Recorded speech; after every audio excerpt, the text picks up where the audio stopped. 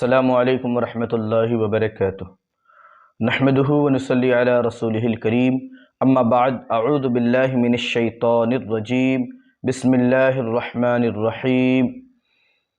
معزز خواتین و حضرات، تجوید کلاس قرآن مجید میں آج 30واں سبق آپ کی خدمت میں پیش ہے۔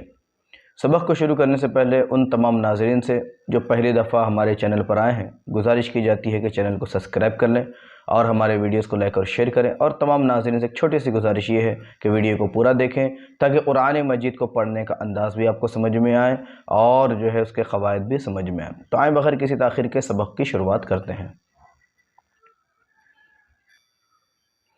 اعوذ باللہ من الشیطان الرجیم، بسم اللہ الرحمن الرحیم۔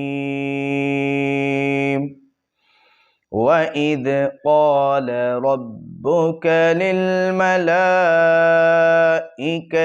إِنِّي جَاعِلٌ فِي الْأَرْضِ خَلِيفَةً قالوا أتجعل فيها من يفسد فيها ويسفك الدماء ونحن نسبح بحمدك ونقدس لك قال إني أعلم ما لا تعلمون وعلم آدم الأسماء كلها ثم عرضهم على الملائكة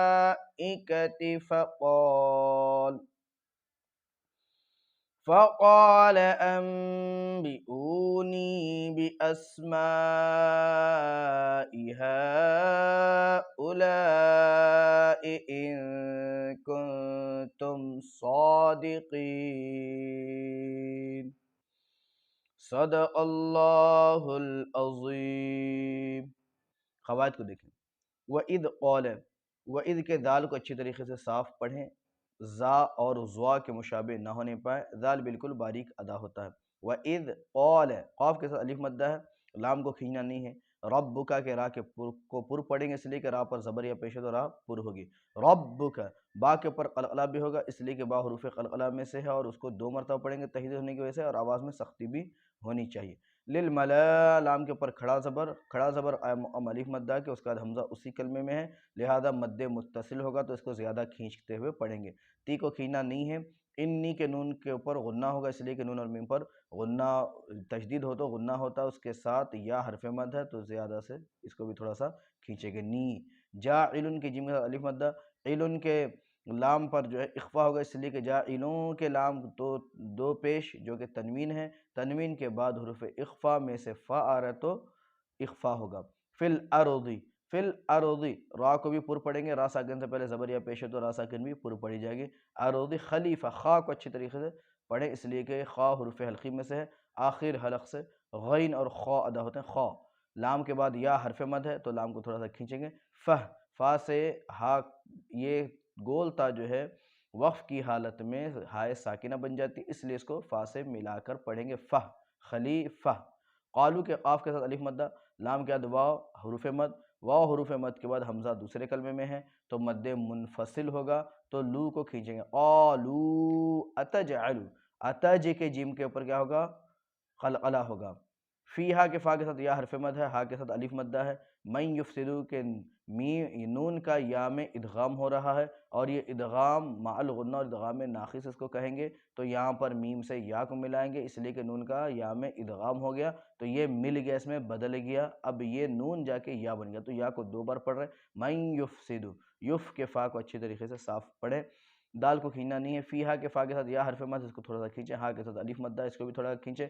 ویسفک الدماء، ویسفک الدماء میں کاف کے بعد دال کو ہم کاف سے ملا رہے ہیں اس لیے کہ یہاں پر الف لام حروف قمری اور حروف شمسی کا یہاں پر قاعدہ یہ بن رہا ہے کہ حروف شمسی آ رہا ہے دال، تو یہاں پر الف لام کے بعد حروف شمسی میں سے دال ہے تو الف اور لام میں سے دونوں کو نہیں پڑھیں گے۔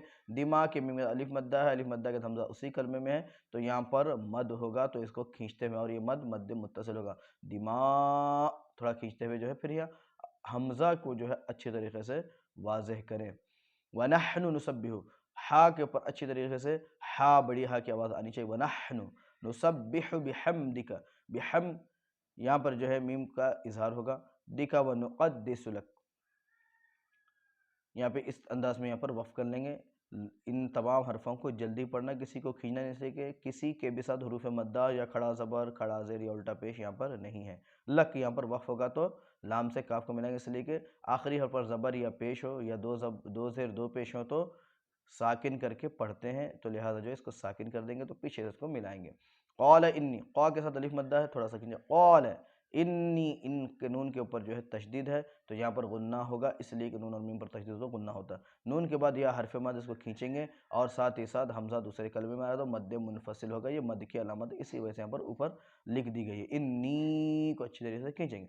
आलम माला, मीम के साथ अलिफ मद्दा, लाम के साथ भी अलिफ मद्दा, इन दोनों को खींचे। तालमून के आइन को अच्छी तरीके से वाज़े करते हुए ज़ाहिर करते हुए पढ़ें। लमून के मीम के साथ वाह हरफ मद, यहाँ पर वफ़ की वजह से नून को साकिन पढ़ रहे हैं तो ये सुकून आर्जी की बिना पर मद आरिज़ भी यहाँ पर होगा, तो थोड़ा खींचते हुए रुकेंगे पढ़ने के वजह से। तालमून थोड़ा सा खींचते हुए पढ़कर रुकें।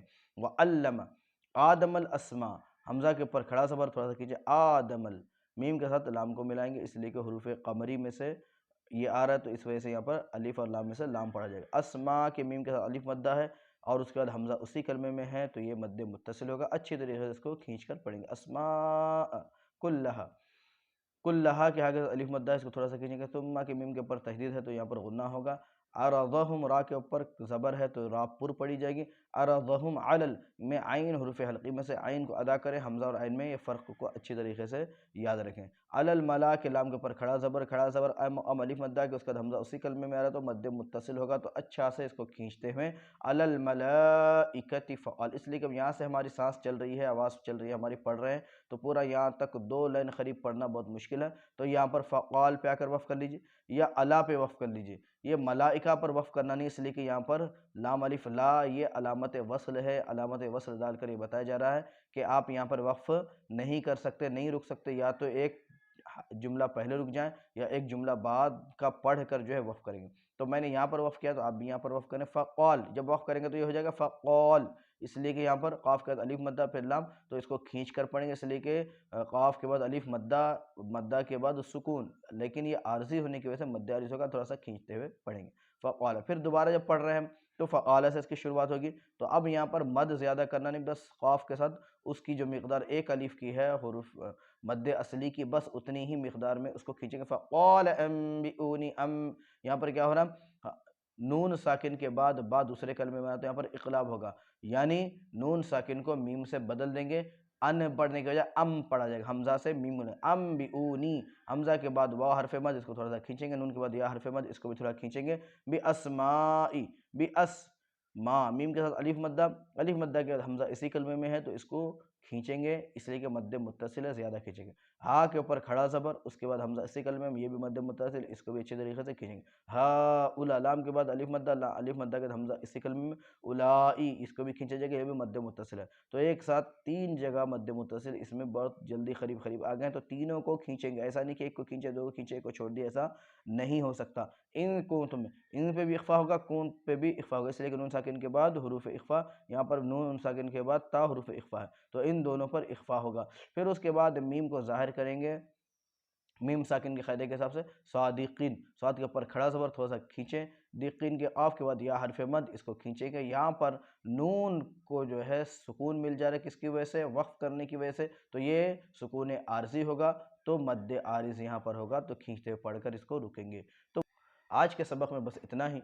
तमाम तलबा और तालिबात से गुजारिश की जाती है कि सबक को अच्छी तरीके से याद करें, क़वाइद के ऊपर अच्छी तरीके से तवज्जो दें, पहचान कर पढ़ें, बार बार पढ़ें, ताकि कुरान मजीद पढ़ना सीख जाए। कोशिश ये करें कि एक एक लाइन को 10-10, 12-12, 15-15 बार पढ़ें, ताकि एक सांस में कम से कम एक लाइन आपको अच्छी तरीके से पढ़ने आए। अस्सलामु अलैकुम वरहमतुल्लाहि वबरकातुहू।